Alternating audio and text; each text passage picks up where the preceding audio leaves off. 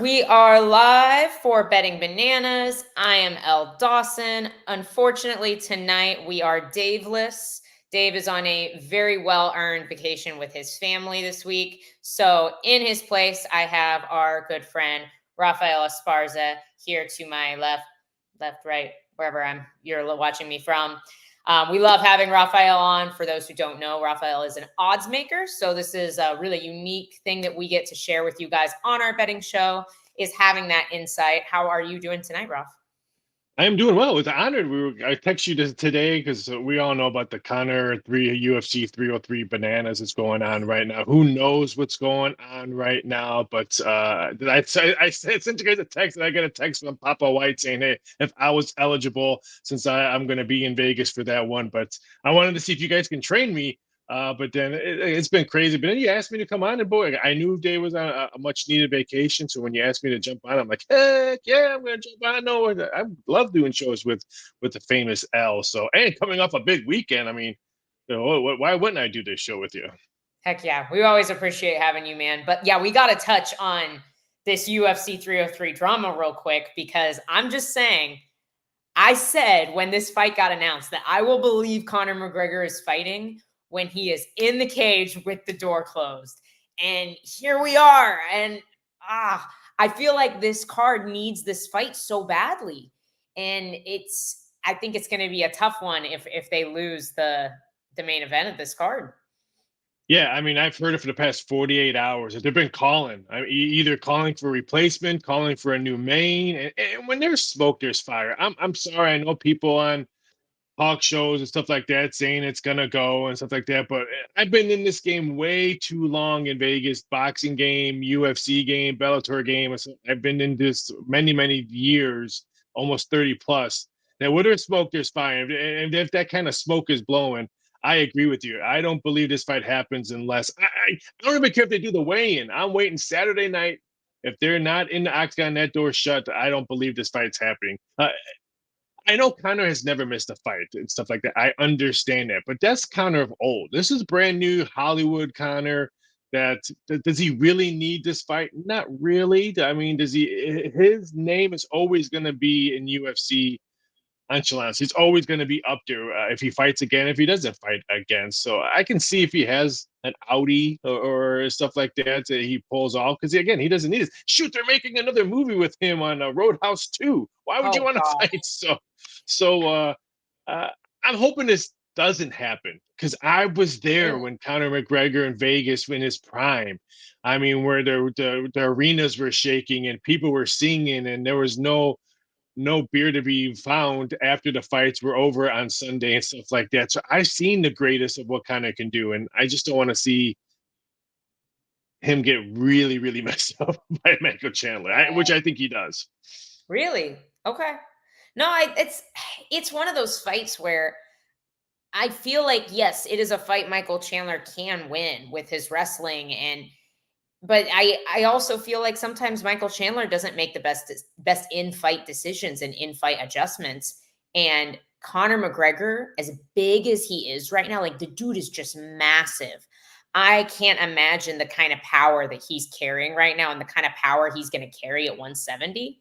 And a guy who gets hit a lot like Michael Chandler, I can also see Conor's still an elite counter striker, whether he's the same as he was when he fought Jose Aldo or not. Like, I still think there's a lot of That's danger. that's like baby Connor when he fought Jose Aldo, what he looks like, what he looks like now. But I He's in his agree final with form you. now. He's evolved into this Conor McGregor.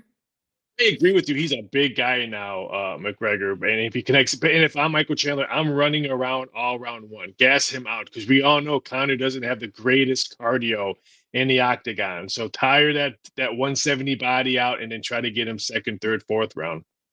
Yeah. No, I mean, I could see it. I really could. I like, that's a fight I probably, if I were betting, I would stay away from for the most part. It's pretty I much a just pick 'em right now. It's I pretty much a agree. pick 'em fight now. It's minus 120. I think Chandler. I think we shut it off. I think that reminds me when I get off the air, I'm gonna have to put it back on now because they're supposed to be finding some guy named Ariel told me that today. So Well, anyway, we digress. Let's get into this week's event. UFC Louisville is coming. I'm really excited that we've got another show outside the Apex. I'm loving seeing the UFC back all over the country. And I'm actually really intrigued about this main event between Imavov and Jared Cannonier. I think this is a great fight. This is a striker's delight. Two super technical guys. Would you like to? I know we're doing things a little bit more unorthodox. Would you like to start off with one of your picks? Would you like me to kick it off with one of mine? How do you want to do Wow. this tonight? I'm excited for the main event, Jitterkin there. I mean, he looks pumped. He looks focused. I've seen him all around. Let's face it, Louisville's a place to be. You got SmackDown on Friday for WWE, and then you got UFC on Saturday. So we're in the wrong places right now, me and you. But yeah, I think it's going to be a great main event. And I'm torn. I'll give you one of my places I was actually looking at. I'm so torn because when I was head odds maker over at my bookie, I've dealt with these guys. Montana De La Rosa, she used to be a big affiliate with us. Marquez is. I have a special place for him, Julian Marquez, because I love I was Julian. supposed I was supposed to be at him and Kendra Luss's podcast. Oh, no way. This was before the pandemic just happened. It was 20. He was coming off his win in 2021. I can't remember who he was winning. I was supposed to fly. It was UFC. I can't remember what UFC event it was. I want to say UFC 258. Was Usman? It was as UFC 258 when Usman fought. I think it was. It was in Not the sure. Apex Center. This was when COVID, and I was there in Vegas, and Luss was going to come down, and we were going to all do the podcast show, but stuff got worse, and flights got stuff, and I couldn't, so I did their show just remotely, but still text to them all the time. But I'm a big fan. I think I'm going to say right here, I think he comes back. I know he's on a losing streak right now. I'm just not sold on his opponent, Zachary Reese.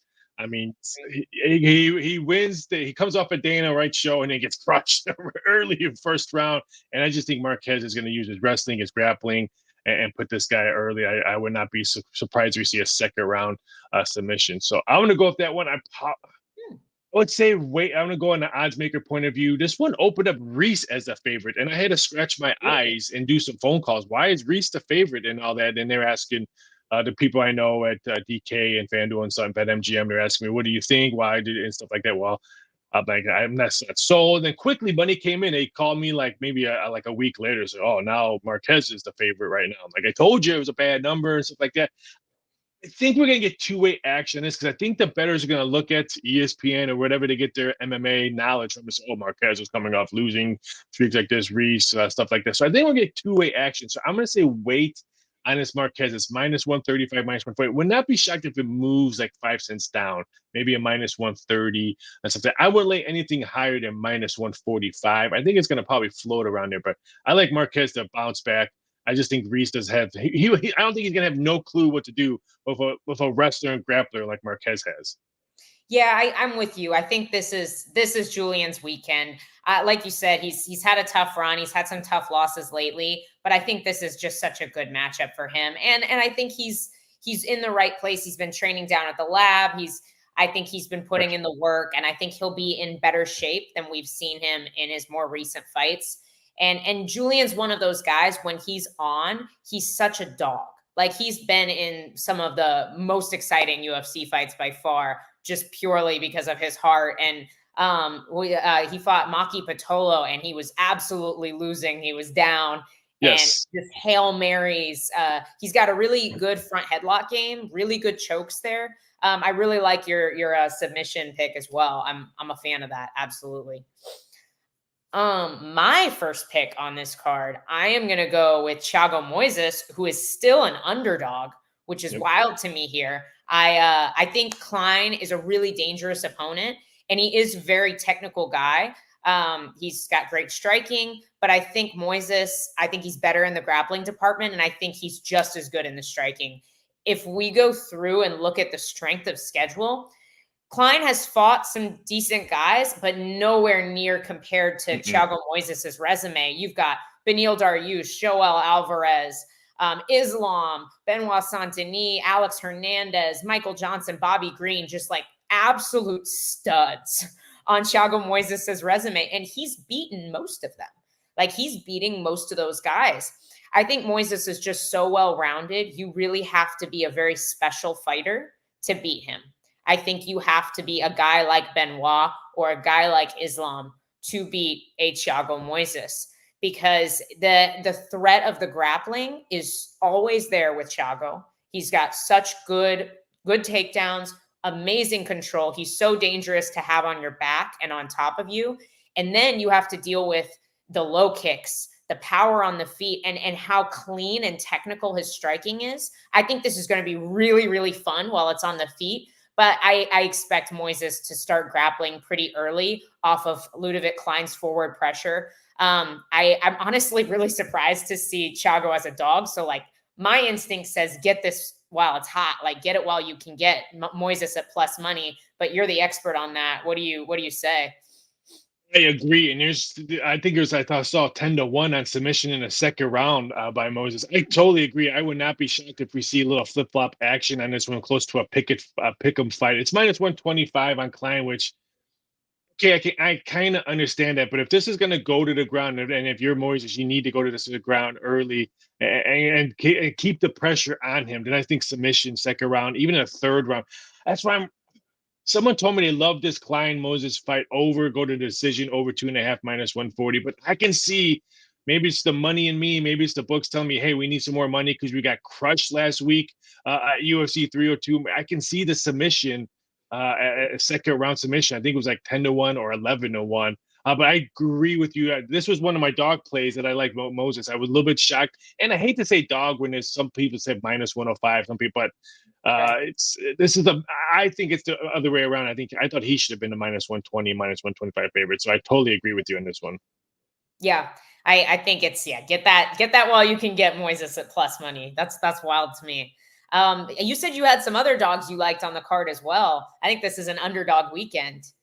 Yeah, I mean, I like a lot of the girls. I like underdog. I like Montana De La Rosa. I'm not a big fan of Andrea Lee. Some days she's in, and when that door closes, she's focused, and some days I just don't think she's in the game and stuff like that. So I love the plus money on De La Rosa, and I like what's the other one? Denise Gomez getting plus 145. This is the one I thought it should have been minus 125, and maybe her plus 105, plus 110. I just like the number on this one because the longer this fight goes, I think it benefits her the most because I think her Right. cardio is going to be probably the big factor here. So I'm actually just shocked at that number. And we were talking off before we turn on about this could be a very dog card, which last weekend we saw a big favorite card, which the books are still looking their rooms, aka thanks to your husband. But that's another story. But yeah, I think it could be a very dog barking a card. That's why I think no disrespect to last week's UFC. I'm really excited for this one because I think that we're going to see a lot of dogs barking, some crazy upsets, some great fights. Not saying last weekend's card wasn't great fights, but some of the favorites, we know why they were the big favorites. So we were watching the fights. I'm like, okay, please end now, please end now. So like it was just domination by some of the favorites. This weekend, we can be bananas. I think on Saturday at Louisville. So I'm excited for this card. And Sean Sterling said, wow, no, David, this looks different. And no, it feels different for me too. So, Sean, you're 100% correct. And look who's in the chat. Did you see who's in the chat? Who's in our chat? David's in the David, chat. stop Well, it. stop. You're on vacation. David, go be on vacation, David. Put I the only call kids him to David when he's Oh, being well, annoying. yeah. Put the kids to bed, pop open He's some in trouble. bottles, and yeah. You're on vacation. Get out of Jeez. here. Go enjoy Man, your day off. man. Like, leave the video playing in the background for the views, but Give us a thumbs up, Dave.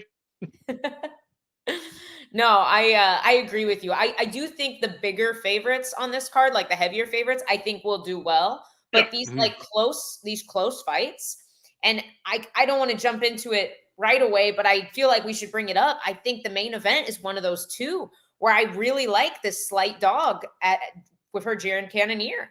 I think he's being a little overlooked here. I think very few people lose. Disrespected, I think. Yeah. Very few people are going to lose a striking battle to Jared Cannonier. And I think if we look back at the Imavov Buckley fight, Imavov slowed down pretty hard. And while he did win that fight, he really struggled at moments with the explosive movement of Joaquin Buckley. And that's with Joaquin Buckley being the smaller, shorter fighter. Now we have a guy who is just as explosive, but is massive, absolutely massive, and can deal with the length of Imavov and is elite at cutting off the cage. the way Cannonier tracks people around the cage and cuts them off and corrals them where he wants to go, running them into his kicks, running them into his hands is just, it's really beautiful to watch. And I think he has the power to really slow Imavov down. While Imavov's very, very technical, I feel like Cannonier matches him, and he has the better cardio. Like his pace and Yes. his volume and his output is just unreal for a guy his size. With how much he puts into his punches, he's still very, very efficient. And I think over 5 rounds, that's really going to hurt Imavov. So I love him as the dog too. I agree, and if I like that, I'm going to bet the under at 4.5 with the plus money. I think Carrier tires him out probably late second, third round, and maybe get that fourth round stoppage or something.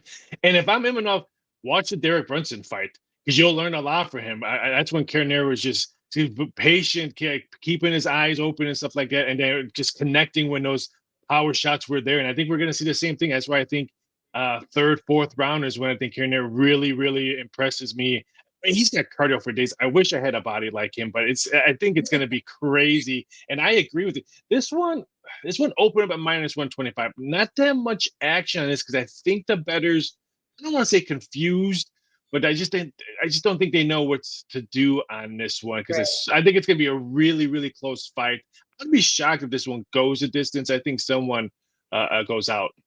I wouldn't be shocked if we saw the scorecards either. Imavov he's hard to track down. And I do think this fight will start slow Yes. because I think he's going to be more weary of Cannonier's explosive power like he was with Buckley. Like he fought Joaquin Buckley very different than he fought Roman Dolidze, for example. You know, he knew he needed to be more careful with a really, really explosive guy. And while he found out he could really pick apart at Dolidze because he was just too slow on the feet. I don't think he's going to have that same benefit with Cannonier. But I just got to bring this up from Sean, who said, we don't need Dave because I'm the best. So I just agree.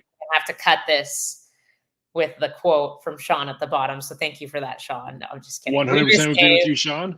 Very much. We miss Dave very much. I am not host material. I am just substitute hosting tonight.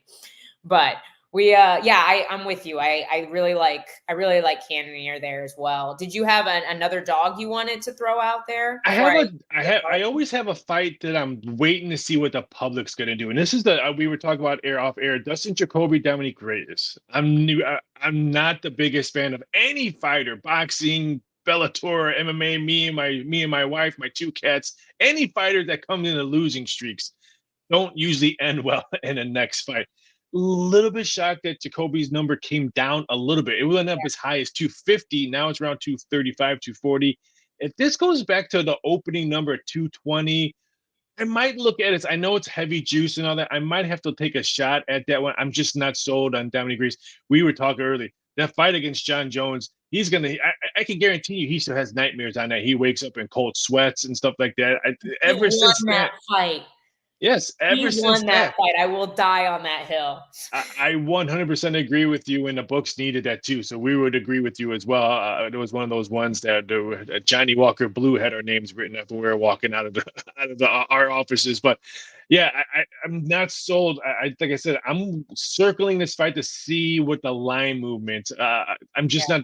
His demeanor, Dominic Reyes' demeanor, has not looked well since that fight. With John Jones. So I'm going to wait to see how this number goes, if I'm going to maybe pull a trigger.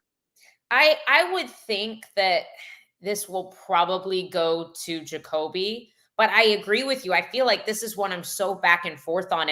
And something I've seen a lot on a lot of pages that I'm not sure I agree with is a lot of people are picking that fight to go under 2.5 rounds. And while I can see that just because Reyes has been knocked out, he's getting knocked out by guys who have knockouts, and Jacoby has a handful, but not a ton. He tends to be a really just technical striker. He tends to be very durable, and he tends to go to the scorecards. And so it really just, I think this just depends on Reyes. Like, does Reyes just not have the chin anymore to hang in there for 3 rounds? Or is he good? Like, is he back? Has he taken the time off that he needed for us to see the old Dominic Reyes, or at least a version of him, because he absolutely has the skills, the technical skills to beat Justin Jacoby. And if he shows up, this could be a really, really fun 3-round striking fight. Absolutely. But this is one I gotta say stay away from. Like, I'm with you. I I think I'm agree. waiting to see what everybody else does here. The under round project's got me intrigued. Getting plus money, and I mean it's plus 125 at some shops on this one, just because I'm sorry, the over money on this one Yeah, is the plus it's plus, money. right? Yeah, I Yeah, think plus that's money good seems, value. yeah, plus 125. I think I saw at FanDuel when we were logging on. It's got me very intrigued. Like I said, I think we're gonna see a lot of plus monies cash on Saturday at Louisville. This is one of those cards I tell people make sure you have that live betting odds up, because you could get some probably really, really good numbers if you think maybe your fighter that you thought was going to win maybe had started off slow in the first round and then comes out strong in the second round. Maybe he was maybe plus 105 during the fight, and then maybe the second round he's plus 155, and you can jump on that and I say he wins the second or wins the fight. This is one of those ones, like I said, I think dog money is going to come in, because usually when it comes to UFC and Bellator and all these other events, when you have a card that's so favorite heavy winning, usually the next weekend is dogs are barking. Same thing in the NFL. If the favorites win one weekend, usually the next weekend the dogs will bark a little bit. You highly, highly see, I mean, the books get just butt bath twice in one weekend. So I would say take a shot at some plus money this weekend. Yeah. I I tend to agree. My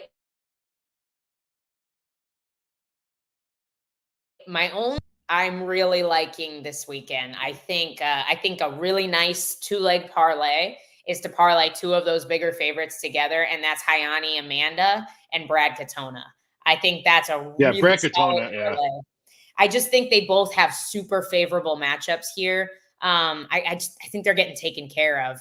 I like the idea of parlaying these guys together. It's still going to be it's still going to be minus money for sure. But I think it's just such good high percentage, and still going to be really good value on two of the biggest favorites on the whole card. I was looking up Tomar Hayani's opponent, and she struggled with grapplers quite a bit in one championship. She I think 2 armbar losses. Hayani has 7 armbar finishes as a Oh, professional. Not all of them are against the highest level opponents, but it just armbars are not a super high percentage finish in MMA in general, but especially in the UFC. But I think it still speaks to her grappling prowess, and I think it also speaks to others' grappling deficiencies if they're getting finished with a lot of arm bars. Personally, just because it really is, if you are comfortable defending grappling, typically you're not getting arm barred in MMA. It's a very low percentage move. It's definitely higher with the female fighters, but it's still not super common. And I to see that just bodes really, really well for Hayani here. Tomar, like, she does really well with lower level competition, but she struggled against some of the top atom weights at one. The one atom weights aren't really atom weights because they don't actually have to make atom weight, and I think a lot of them probably can't without the rehydrate or the hydration tests that they have to do. But they are definitely smaller girls, and Hayani is not the biggest straw weight. She has made atom weight as well, but I just think she's got a rangier striking style. I think Tomar's going to run into a lot with her. Hayani's super tough. She dealt with Talita's grappling very well, and Talita is a very elite jujitsu practitioner. Really high level. Sometimes she struggles with her wrestling, but she's super relentless with it. And so even if she's not taking super technical wrestling shots, she tends to get people down. And Hayani did very, very well with her overall. And I feel like with Brad, I just think there's a reason he's such a huge favorite. He's getting a yes. great matchup here with Jesse Butler. I think, like, this is the very first time Jesse Butler has fought at 135 in his entire career, amateur or pro, unless there's amateur fights that aren't on Tapology. He's never fought at bantamweight, and he's 32. He's fought as heavy as 170, and he's Wow. making 135 for the first time at 32. I don't like that. I No, don't like, that's after a he lot of made muscle mass gone. I agree, and I think that that just doesn't bode well against a cardio machine like Brad Katona. Like this dude made his debut against Jim Miller at lightweight, gets knocked out, short notice, no shame in that. Super high level opponent in Jim Miller, obviously, and then pulls out of two featherweight fights after that. One against Woodson, I can't remember the other, but he was the one who pulled out of both, citing injury. And then now he's fighting at 135. Like, what a bizarre turn of events. And maybe we missed something. Maybe this dude is meant to be a bantamweight his whole career, but I don't like that. If he does make the weight, I think he's really going to struggle with the cardio of Brad. Katona is not the most technical fighter by any means, but he is so relentless, and I think what he does to make up for that is his cardio, his pressure, and his like up down. Like his constant, I'm striking up here, I'm wrestling down here, I'm mixing those things together. He is absolutely world class at His that. And I jab to the think, punch, his jabs to the stomach all the time. yes, constantly, he's so good at wearing guys down. And I think that when you are having your first super tough cut to a brand new weight class, it's just a recipe for disaster against a guy who is known for wearing people down. And I think they're throwing Katona a bone here. I think Yeah, it's a I great agree. I matchup for couldn't him. agree more. I mean, normally I would tell people if you're gonna parlay and use two fighters on that, maybe wait to see if wait till a number comes down if you're betting a favorite. This number is not coming down. This one opened up mine -$5. It is high as up to 625. I think I saw at DraftKings. This one will probably close around. I don't think $7, but I would not shock if we 650. And you nailed it. I mean, he's got cardio for days, and I just don't like the weight cuts. I mean, I think it's going to be very interesting to see this weigh in on what the total difference we see in both fighters. No, I agree. And if you have something that you think would be a good addition to that parlay to increase the value, by all means, throw it out. Like whether it's a prop or Uh, Not really. I mean, like I said, everything else I could see a dog winning. And the two, it's same. funny how you mentioned those two, and I'm got my notes right here. There's and I put those two favorites I thought were for sure we're going to be circling. I can guarantee I'll get emails saying, "Hey, keep an eye out for parlays of these two people," and I can guarantee you these two names will be on there. So I totally understand it, and I agree with you, Brad. Brad got a bone. He got a nice present in Louisville. Yeah. No, I agree. I think it's just a really great stylistic matchup for him. And that's nothing against Jesse Butler.